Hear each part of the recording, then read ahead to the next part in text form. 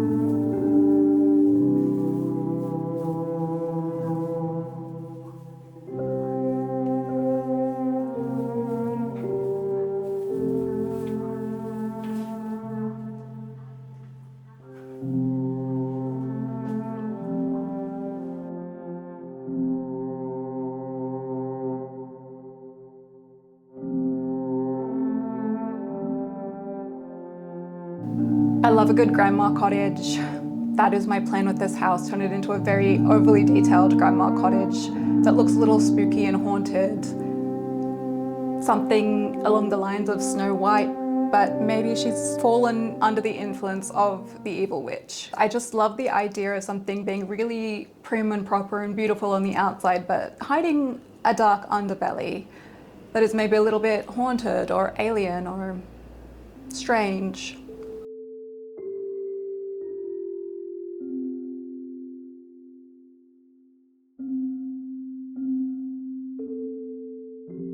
In loving that spookier side of Christmas, something that stood out to me was how many incredibly poisonous plants there tend to be in traditional Christmas decor. Holly, mistletoe.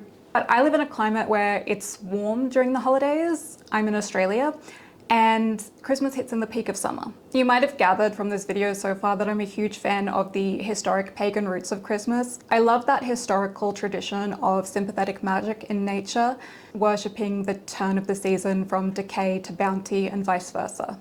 Given that we go from spring straight into summer here, my garden is often at its peak, and I'm a really big fan of bringing the outdoors in when I can. I spent time this year using items like silk ribbon to create fake and, not poisonous for my cat, versions of some of the flowers in my garden, including hellebore, sweet pea, and foxglove. And I added those into the garland above the mantle.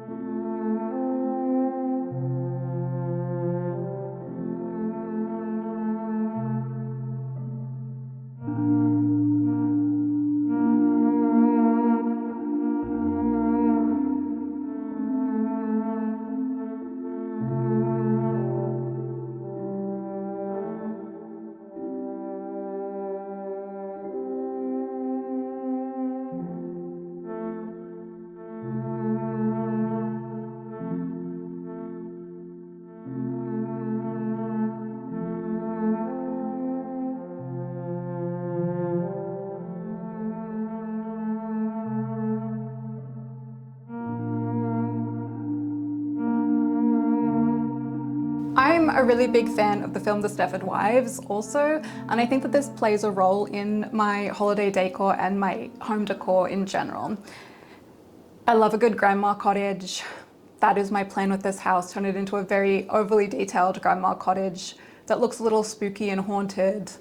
I decorate 2 trees in my house, one in our dining room and one in our living room. The one in our living room, we actually found that tree in a storeroom in Adrian's childhood home, and I thought it was a really good size, so we grabbed it and I started decorating it. And I go with a very mishmash vintage theme in there. It's a lot less floral than the dining room tree, which is much more blue, pink, purple. It has bees on it, diamonds, flowers, etc. I always love adding creepy elements to that tree with the vintage theme. And this year I really wanted to make a spiderweb Christmas tree topper because I thought it would be really interesting and unique. I remember when I was a kid, I had this book called, I think it was Chicken Soup for the Christmas Soul. I'm not sure, but I remember somebody gave it to me because they gave my parents a bunch of Christmas decorations, knowing that I love decorating for the holidays.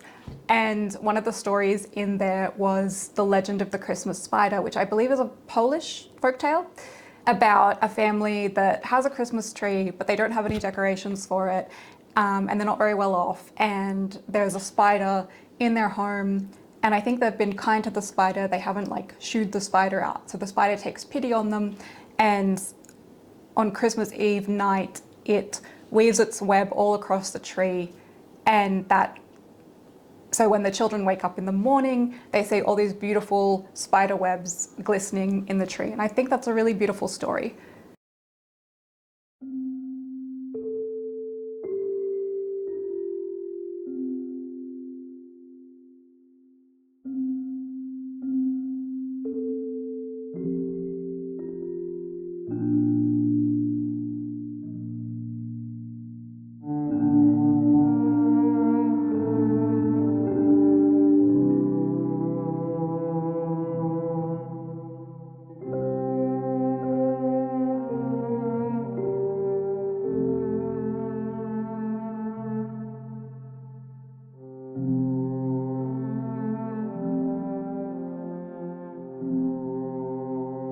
And while I know that our modern iteration of Christmas is a lot more representative of what was going on in Victorian England and the USA during the 1800s, I really find that the reason that I enjoy decorating and celebrating really has a lot to do with that element of bringing the outdoors in and just watching and observing the change in season.